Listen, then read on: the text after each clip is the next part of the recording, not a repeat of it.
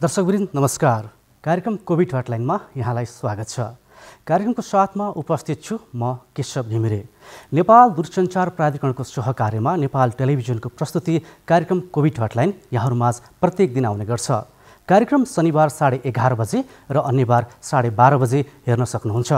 कार्यक्रममा हामीले तपाईका जिज्ञासा, गुनासा र समस्याहरू लिएर आउने गर्छौं जुन कोभिड-19 का कारण सृजित भएका छन्। कार्यक्रममा तपाईं पनि आफ्ना गुनासा, समस्या र जिज्ञासाहरू हामीलाई पठाउन सक्नुहुन्छ। अब क्रममा तपाईले गुनासा पठाउने माध्यमहरू प्रस्तुत गर्दैछौँ। कार्यक्रम कोभिड हटलाइनमा कोरोना भाइरस कोभिड-19 का कारण सिर्जना भएका विभिन्न समस्या वा गुनासो राख्नका लागि सम्पर्क माध्यमहरू: फोन, एसएमएस र भाइबरका लागि 98 427 49 075, Facebook NTV response, email ntvcovid19response@gmail.com। दर्शकवृन्द, आजको श्रृङ्खलामा हामीले यो साता उठाएका विषयवस्तु मध्येबाट महत्त्वपूर्ण छानिएका विषयवस्तु र तपाईले पनि यी विषयवस्तु पुनः प्रसारण गरिदिनुस् भनेर आग्रह गरिएका विषयवस्तुलाई उठान गर्ने गर्छौं। आज हामीले स्वास्थ्यसँग सम्बन्धित विषयवस्तु पुनः प्रसारण गर्दैछौँ। कोभिड-19 सुरु भएदेखि स्वास्थ्य मन्त्रालयले मानसिक स्वास्थ्यका विषयमा के कस्ता गुनासाहरू आए र मन्त्रालयले कसरी सम्बोधन गर्यो भन्ने विषयमा हामीले मन्त्रालयका डाक्टर रोशन पोखरेलसँग कुराकानी गरेका थियौँ। अब क्रममा डाक्टर पोखरेलसँगको कुराकानी तपाईमाझ प्रस्तुत गर्दैछौँ। डाक्टर साहब, स्वागत छ यहाँलाई कार्यक्रममा। नमस्कार, धन्यवाद। विशेष गरी मैले भूमिकामा पनि अलिकति जोडेँ। पछिल्लो समय मानसिक स्वास्थ्यसँग सम्बन्धित विषयमा विभिन्न खालका जिज्ञासाहरू हामीलाई पनि प्राप्त हुने गरेका छन् र लकडाउन लम्बिएसँगै यसले चाहिँ विभिन्न खालका समस्याहरू व्यक्तिमा स्वयंमा पनि देखिने गरेको छ। अब स्वास्थ्य तथा जनसङ्ख्या मन्त्रालयले यो मानसिक स्वास्थ्यको विषयमा के कसरी ध्यान दिएको छ र कसरी काम गर्दै हुनुहुन्छ, यहीँबाट सुरु गरौँ न। हजुर, यसमा अब यो अहिले चाहिँ मानसिक स्वास्थ्य सम्बन्धी विषयमा हामी स्वास्थ्य मन्त्रालय मात्रै नभइकन मानसिक स्वास्थ्य समाज जुन छ र मनोचिकित्सक समाज जुन छ उहाँहरूसँगै कोअर्डिनेट गरेर हामीले दुई तीनवटा कार्यक्रमहरू अगाडि बढेका छौँ। यसमा चाहिँ हामीले हटलाइन नम्बर दिएर हामीले भनिसक्नुभयो। टिभी हस्पिटलबाट एउटा टोल नम्बर छ भने हामीले डायबिटिजको हटलाइन सेवा पनि यो आत्महत्याको बारेमा भन्ने जुन हुन्छ अथवा कुनै पनि मानसिक बिमारी भयो भने उहाँहरूले त्यो हटलाइनबाट फोन गरेर हामीसँग परामर्श लिन सक्नुहुन्छ एउटा। अब अर्को पाटो चाहिँ के छ भने हामीले मनोचिकित्सक समाज र साइकोलोजिकल समाजबाट चाहिँ हामीले के गरेका छौँ भने उहाँहरूलाई कुनै पनि कुराहरू आयो भने फोन सम्पर्कबाट हुन्छ भने फोनबाट सम्पर्क गर्ने, यदि नहुने रहेछ भने सम्बन्धित अस्पताल जुन छ नजिकैको अस्पतालमा त्यहाँ गएर चाहिँ उहाँले त्यो परामर्श लिन सक्नुहुन्छ। त्यसको बारेमा चाहिँ हामीले कोअर्डिनेट गरिरहेको छौँ। जस्तो हटलाइनको विषयमा कुरा गर्नुभयो, त्यहाँ कसरी सम्पर्क गर्न सकिन्छ र कस्ता व्यक्ति कतिसम्म प्रभावित व्यक्तिहरूले त्यहाँ सम्पर्क गर्न सक्नुहुन्छ र त्यहाँबाट प्राप्त गर्ने सेवा सुविधा कस्तो हो? त्यहाँबाट प्राप्त गर्ने सेवा चाहिँ दुईटै हटलाइनबाट चाहिँ साइकियाट्रिस्ट नै बस्नुहुन्छ, साइकोलोजिस्टहरू नै बस्नुहुन्छ। उहाँहरूले चाहिँ टेलिफोनमा सम्पर्कमा कसैले गर्नुभयो भने उहाँहरूले उहाँहरूको प्रश्नहरूको उत्तर दिने कोसिस गर्नुहुन्छ। त्यसमा साइकोलोजीबाट का साथीहरू पनि हुनुहुन्छ भने साइकियाट्रिस्ट मनोचिकित्सकहरू पनि त्यसमा हुनुहुन्छ। उहाँहरूले यो एउटा यो जुन 4 डिजिटको हटलाइन छ, टिचिङ हस्पिटलको हटलाइन चाहिँ 5 बजीसम्म बेलुका 6 बजीसम्म मात्रै हुन्छ भने 4 डिजिटको हटलाइन चाहिँ त्यो हटलाइन हो। यसमा चाहिँ हामीले आत्महत्या हटलाइन भनेर राखेका पनि यसमा कुनै पनि मनोसामाजिक समस्या भएका व्यक्तिहरूले त्यो हटलाइनमा फोन गरेर सेवा लिन सक्नुहुन्छ। त्यसको बापत उहाँहरूलाई कुनै पैसा लाग्दैन र त्यसमा हामीले परामर्श दिने मिल्नेलाई परामर्श दिन्छौँ र यदि परामर्शले मात्र नपुग्ने रहेछ भने उहाँको नजिकैको अस्पतालसँग हामी कोअर्डिनेट गर्छौँ। हटलाइन चाहिँ कति छ डाक्टर साहब? 1165 1166। यसमा चाहिँ जुनसुकै विषयमा विशेष गरी मानसिक स्वास्थ्यसँग सम्बन्धित विषयमा आफ्नो जिज्ञासा, यसमा चाहिँ आत्महत्या सम्बन्धी हटलाइन सेवा हो यो हुन चाहिँ। हजुर, तर यसमा डिप्रेसन र अरू मानसिक समस्या भएका व्यक्तिहरूले पनि यसमा सरसल्लाह लिन सक्नुहुन्छ। डाक्टर साहब, जस्तो यहाँले अब यो हटलाइनको कुरा गरिरहँदाखेरि हामीलाई चाहिँ कस्तो खालको गुनासोहरू पनि आउँछ भन्दा विश्वसनीयताका कुराहरू, अब जस्तै कोही व्यक्तिलाई मानसिक रूपमा समस्या भइसके पछाडि त्यो व्यक्तिले कोही व्यक्तिलाई टेलिफोन मार्फत आफ्ना समस्याहरू राख्दाखेरि त्यसको विश्वसनीयतामाथिको प्रश्न, मैले को व्यक्तिलाई चाहिँ मेरो कुराहरू राखिरहेको छु भन्ने खालका पनि त प्रश्नहरू त्यहाँ जन्मिन सक्छन्। अब यो विषयमा मन्त्रालयले कसरी एस्योर गर्न सक्छ? अब यसमा चाहिँ हामीले त्यहाँ जो बस्नुहुन्छ उहाँहरू चाहिँ विशेषज्ञ नै बस्नुहुन्छ, साइकोलोजिस्ट नै, काउन्सिलरहरू नै बस्नुहुन्छ। पहिले सुरुमा काउन्सिलिङ सेवा नै फोनबाट दिने भएको हुनाले काउन्सिलरले दिने सेवामा विश्वसनीयताको प्रश्न उठाउनु पर्ने जस्तो हुँदैन, किनभने यो चाहिँ एकदम नितान्त प्राइभेट हुन्छ र यसलाई हामी टोटल नम्बर मात्रै जोड्छौँ कस्तो किसिमको बिमारी भनेर को बिरामी भनेर यसलाई चाहिँ हामी आम रूपमा बाहिर निकाल्दैनौँ। त्यही भएर यसमा चाहिँ विश्वसनीयता राख्नु राम्रो हुन्छ। जस्तो अब त्यहाँ समस्या आइसके पछाडि जुन मानसिक रूपमा आएका समस्याहरूलाई प्राथमिकताको आधारमा तपाईँहरूले उहाँहरूलाई भेटेर बोलाएर अथवा त्यसको समाधान गर्ने एकदमै क्रिटिकलै केस रहेछ भने चाहिँ कुन अवस्थाबाट तपाईँहरूले त्यो समस्याको चाहिँ समाधान गर्नुहुन्छ?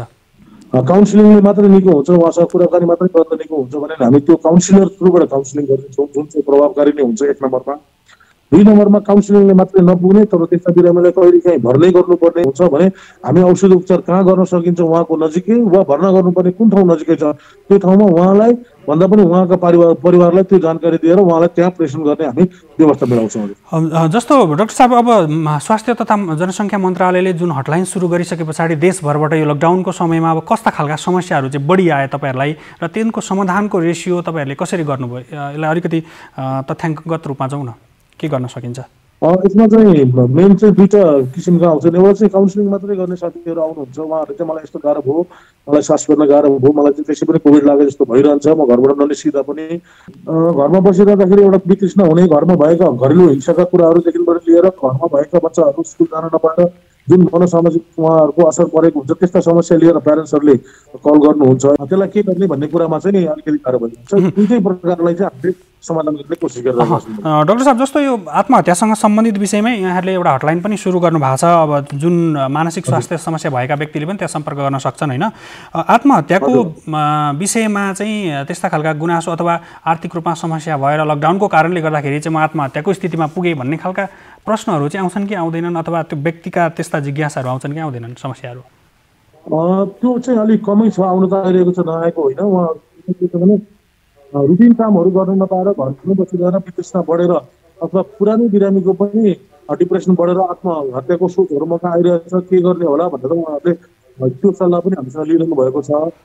अब आत्महत्या पूर्व चाहिँ उहाँहरूलाई जुन सोचाइहरू आउँछ, जो व्यक्तिलाई थाहा छ आत्महत्या बारम्बार आउनु थाल्यो, बाँच्न मन लाग्यो, मर्न मन लाग्यो भन्ने सोचाइहरू आउनु थाल्यो, मैले सल्लाह लिनुपर्छ भन्ने जुन सोचाइ आउँछ त्यो सोचाइलाई सल्लाहमा उहाँहरूले लिइरहनु भएको ताकत छ। यो लकडाउनको पिरियडमा बढेको हामीले अनुमान गरेका छौँ 20% बढेको भनेर। त्यसमा दुईटै छ हजुर, एउटा चाहिँ नयाँ आत्महत्या गर्न मन लाग्ने यो आर्थिक कारणले र घरेलु हिंसाको कारणले आत्महत्याका लक्षण देखिएका भन्ने पनि मान्छेहरू आउनु भएको छ भने अर्को चाहिँ जो बिरामी पहिलेबाट हुनुहुन्थ्यो उहाँहरूको औषधि नमिलेको कारणले लामो समयसम्म लकडाउन भइरहँदाखेरि उहाँहरूले परामर्श लिन नपाउनु भएको हुनाले उहाँहरूमा चाहिँ कोभिडको फियर बढेर पुरानो रोग साथसाथै कोभिडको पनि फियर बढेर आत्महत्याका सोचाइहरू आउने चाहिँ बढेको छ। डाक्टर साहब, अब यो सङ्घीय मन्त्रालयमा जुन एउटा हटलाइन सुरु गर्दाखेरि प्रादेशिक रूपमा भएका समस्याहरू अथवा जिल्लाबाट आउने समस्याहरू एउटै हटलाइनमा सम्भव नहुन पनि सक्ला, कतिपय अवस्थामा फोन नलाग्ने अवस्था पनि हुन सक्ला, नउठ्ने सम्भावना, रिसिभ नहुने समस्या पनि हुन सक्ला। अब यसलाई चाहिँ प्रदेशगत रूपमा अथवा स्थानीय तहमै पनि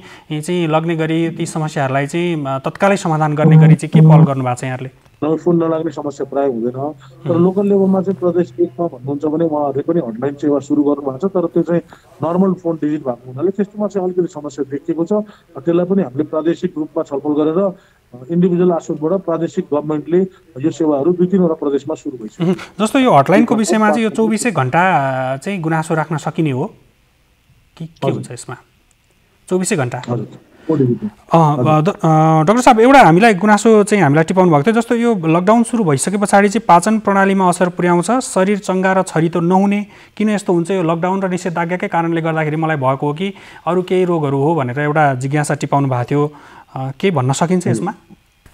अब यसमा इन्डाइजेसनको पाचन शक्तिको अलिकति कमजोरी भएको कारण चाहिँ लकडाउनमा उहाँको मुभमेन्ट अलिकति कम भयो भनेर हो, एक्सर्साइज कम भयो भन्ने हुन्छ। यदि त्यो सबै राम्रै छ भने आलस्यता बढ्ने, अल्छी लाग्ने भयो भने चाहिँ अलिकति कहिलेकाहीँ एन्जाइटीको लक्षण अथवा हल्का डिप्रेसनको लक्षण हो कि भन्ने पनि डर हुन्छ। त्यही भएर उहाँले यो परामर्श केन्द्रबाट परामर्श लिनुभयो भने राम्रो। डाक्टर साहब, अन्त्यमा जस्तो अब मानसिक स्वास्थ्य समस्या भएका अथवा हुन सक्ने सम्भावित व्यक्तिहरूलाई यहाँको सुझाव के रहन्छ छोटकरीमा? यसमा दुईटै चिज छ। पहिलो सुरुमा चाहिँ जसलाई मानसिक समस्या छ उहाँहरूले कृपया बारम्बार आफ्नो जो डाक्टरसँग देखाइरहनु भएको थियो, जहाँ कन्सल्टेसन गरिरहनु भएको थियो त्यो कन्सल्टेसनलाई यथावत राख्नु होला। ग्याप भयो भन्दैमा कन्सल्टेसन छोडिदिन मिलेन, फोनमा हुन्छ, भाइबरमा हुन्छ, कुनै पनि तरिकाले टेलिमेडिसिनकोबाट तरिकाले हुन्छ भने पनि त्यो कन्सल्टेसन कन्टिन्यू गर्नु पर्यो। आफ्नो नजिकैको स्वास्थ्य केन्द्रमा गएर पनि बुझ्न सकिन्छ। अर्को कुरा यो चाहिँ अहिले जटिल अवस्थामा जुन सुरुमा चाहिँ भनौँ हामी यो लकडाउनको कम्प्लिट लकडाउनको पिरियडमा हुँदाखेरि चाहिँ मानसिक समस्या स्पेसली बच्चाहरूमा स्कुल गोइङ चिल्ड्रेनहरूमा घरमा बस्ने महिलाहरूमा घरेलु हिंसादेखिबाट लिएर बुढाबुढीमा चाहिँ बाहिर निक्लिन नपाएर एउटा ओल्ड एजको कारणले गर्दा डिप्रेसन एन्जाइटी चाहिँ बढेको हामीले पाएका छौँ।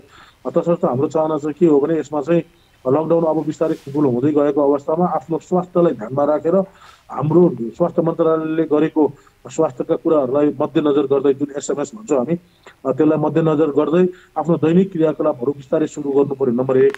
नम्बर 2 त्यसमा चाहिँ यो डिस्टेन्स मेन्टेन गर्ने मास्क प्रयोग गर्ने र सेनिटाइजेसन गर्ने कुरा यथावत राख्दै जानु पर्यो। लकडाउनको कारणले घरैभित्रको बसिरहेको कारणले आर्थिक समस्या सामाजिक समस्या पनि देखिएको छ। यसको लागि चाहिँ मेन हामीले रुटिन व्यवस्थापनलाई अझै ध्यान दिनुपर्ने हो।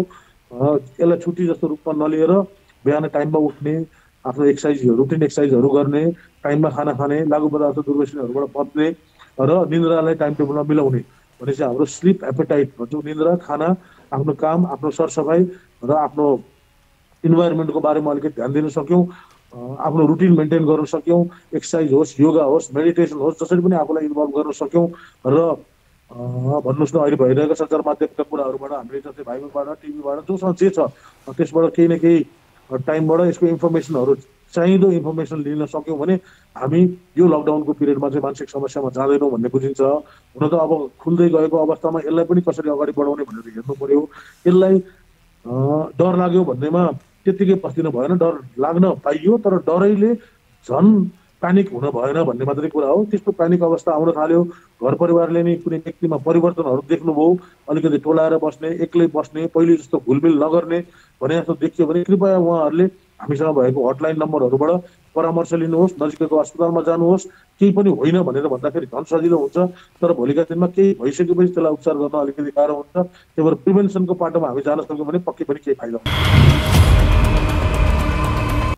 यसै गरी हामीले यो साता अर्को विषयवस्तुमा पनि कुराकानी गरेका थियौँ जुन विषयवस्तु थियो होटल व्यवसायसँग सम्बन्धित। सरकारले असोज 1 गते होटल व्यवसाय सञ्चालन गर्न अनुमति दिएपछि व्यवसायीहरूले पनि आफ्नो व्यवसाय सञ्चालनमा ल्याएका छन्। होटल व्यवसाय सञ्चालन गर्दै गर्दा के कस्ता खालका समस्या छन् र कोभिड-19 को महामारीमा उनीहरूले ग्राहकलाई के कस्तो सुरक्षा सतर्कता दिइरहेका छन् स्वास्थ्यको विषयमा यो विषयमा हामी कुराकानी गरेका थियौँ। हामीसँगको कुराकानीमा हुनुहुन्थ्यो होटल एसोसिएसन अफ नेपालका प्रथम उपाध्यक्ष विनायक शाहसँगको कुराकानी अब क्रममा तपाईँमाझ प्रस्तुत गर्दैछौँ। स्वागत छ यहाँलाई कार्यक्रममा।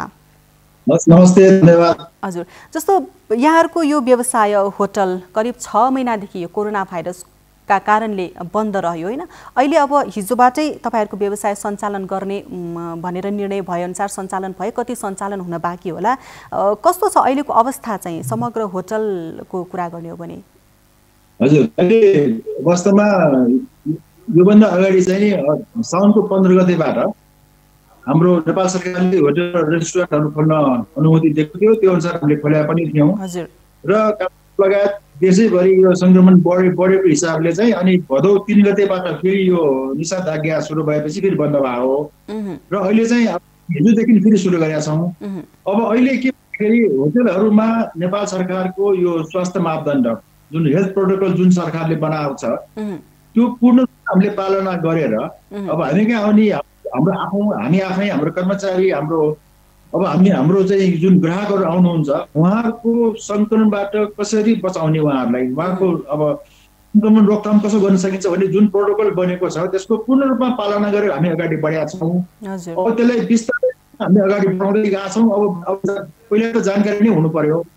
हाम्रो ग्राहकहरू होटल रेस्टुरेन्टहरू खुलेका छ। अब त्यहाँ गएर अब हाम्रो संक्रमणबाट म बच्न सक्छु, संक्रमण हुँदैन भन्ने कुराहरू हामीले आश्वस्त पार्नु पर्छ।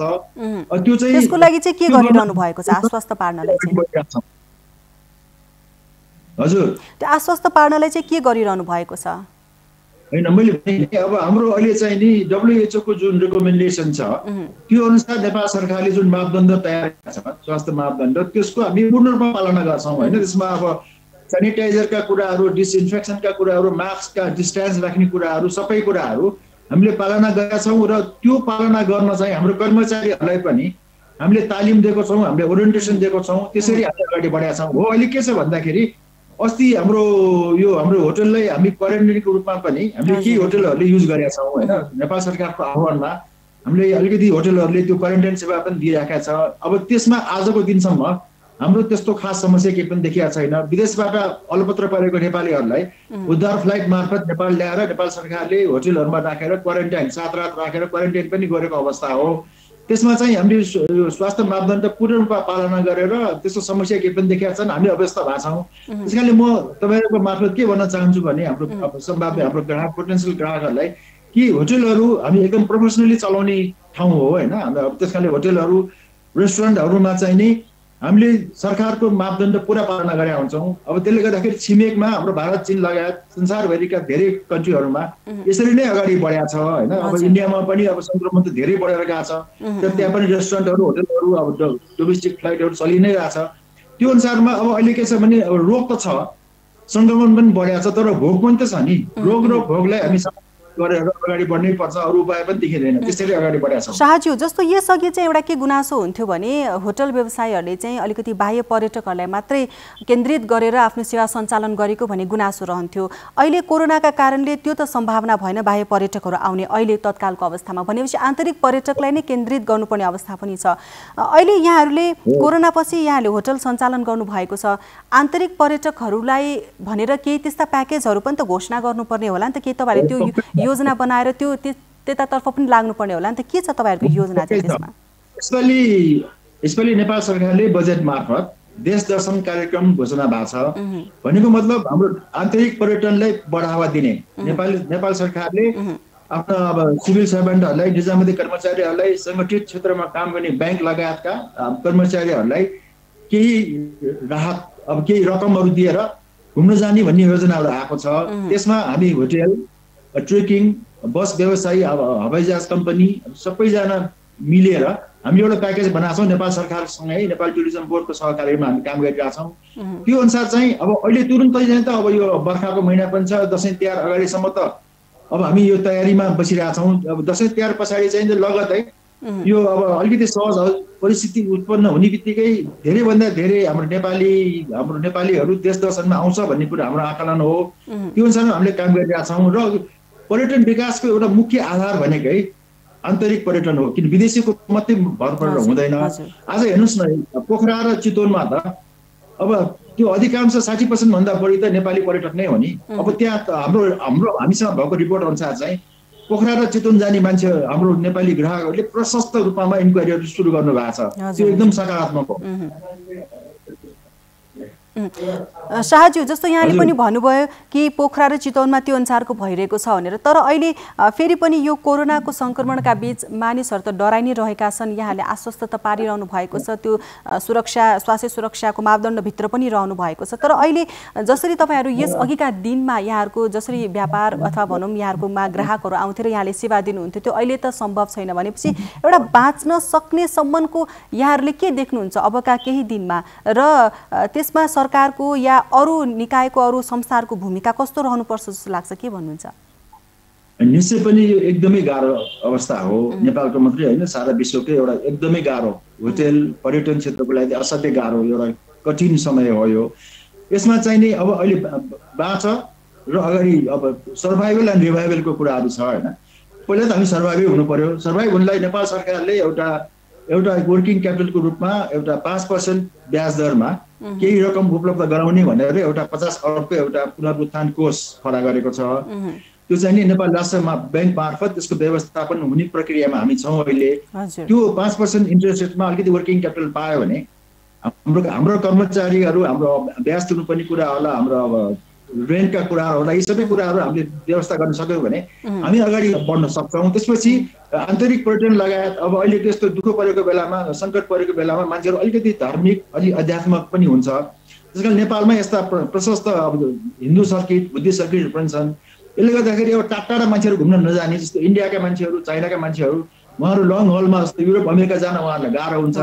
भनेको यतिर पनि बिस्तारै हामीले अब पहिला कुरा त यो अहिले कोरोनाको जुन कहर छ त्यो चाहिँ अलिकति सहज हुनै पर्छ। त्यो नत्र मान्छेहरू अलिकति यसलाई बिस्तारै यो हामीले अभ्यस्त पार्दै हामी कहाँ आउने पर्यटकहरू बिस्तारै हामी बढाउन सक्ने हाम्रो योजना छ। त्यो अनुसारको हामीले काम गरिरहेका छौँ। शाहजी, अब अन्त्यमा के आह्वान गर्न चाहनुहुन्छ समग्र जो अहिले कार्यक्रम हेरिरहनु भएको छ उहाँहरूलाई? होइन, अहिले अब एकदमै गाह्रो समस्या हो, ठुलो कठिन घडी छ अहिले। यसमा चाहिँ हामी सबैजना संयम भएर अब हामी स्टेक होल्डर सबै नेपाल सरकार लगायत हामी सबै अब सङ्घ संस्था, हामी अब व्यवसायीहरू, हाम्रो कर्मचारी कामदारहरू र सबैले हाम्रो नेपालमा आउने पर्यटक त छँदैछन्, हाम्रो आन्तरिक पर्यटनलाई पनि नेपालीहरूलाई पनि अब देश दर्शनमा हामीले लान सक्छौँ, त्यो हामी अगाडि बढ्छौँ। यसमा चाहिँ नि अब हाम्रो योजनाहरू अब एक दिन त भयो होइन, अब हिजो कुरो खुलेको, त्यसलाई हामी अझ हाम्रो प्याकेजहरू हामी अनाउन्स गर्छौँ र दसैँ तिहार पछाडि चाहिँ हामी यो देश दर्शन कार्यक्रममा लगेर आर्थिक क्रियाकलाप अलिकति बढाउन सक्यो भने रोग छँदैछ, ढुङलाई पनि हामी अलिक कम गराउन सक्छौँ भन्ने हाम्रो योजना अनुसार हामी अगाडि बढिरहेछौँ। दर्शकवृन्द, आजको श्रृङ्खलामा हामीले 2वटा विषयवस्तु तपाईमाझ प्रस्तुत गर्यौँ जुन यो साता हामीले प्रसारण गरेका थियौँ। कार्यक्रममा हामीले स्वास्थ्यसँग सम्बन्धित र होटल व्यवसायसँग सम्बन्धित विषयवस्तु तपाईँमाझ राख्यौँ। तपाईँ पनि कार्यक्रममा सहभागी भएर आफ्ना गुनासा, समस्या र जिज्ञासाहरू हामीलाई पठाउन सक्नुहुन्छ। त्यसको लागि तपाईँले गुनासा गर्ने अथवा जिज्ञासा पठाउने माध्यमहरू अब क्रममा तपाईँमाझ प्रस्तुत गर्दैछौँ।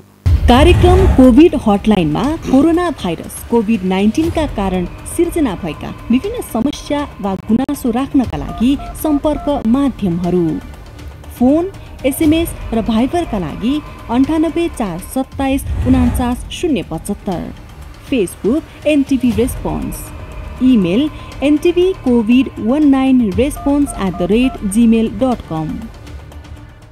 हवस् त दर्शकवृन्द, आजको लागि कार्यक्रम कोभिड हटलाइनको समय यति नै। तपाईँ हाम्रो भेट भोलि पुनः नयाँ विषयवस्तुका साथमा हुनेछ। तबसम्मको लागि हामी सबैलाई आज्ञा दिनुहोस्। तपाईँ भने नेपाल टेलिभिजन हेर्दै गर्नुहोला। नमस्कार।